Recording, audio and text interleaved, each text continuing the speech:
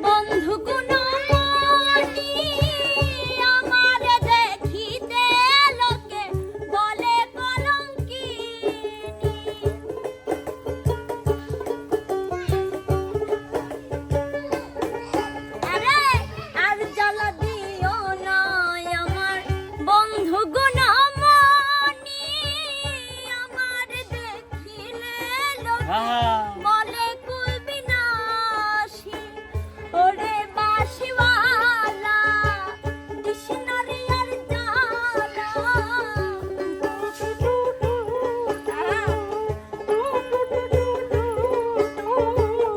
ওরে বাঁশিওয়ালা আয় হা ডিকশনারি আর জালা আমি যে তোর আছি চিরদাসী ও আমার বাঁশিওয়ালা রে বাজায়ো না এত বিষের বাঁশি ও আমার বাঁশিওয়ালা রে বাজায়ো না এত বিষের বাঁশি ও আমার বাঁশিওয়ালা রে বাজায়ো না এত বিষের বাঁশি ও আমার বাঁশিওয়ালা রে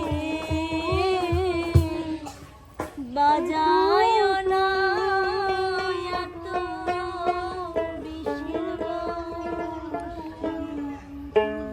তোমাকে প্রতিদিন আমি কোথায় পাবো?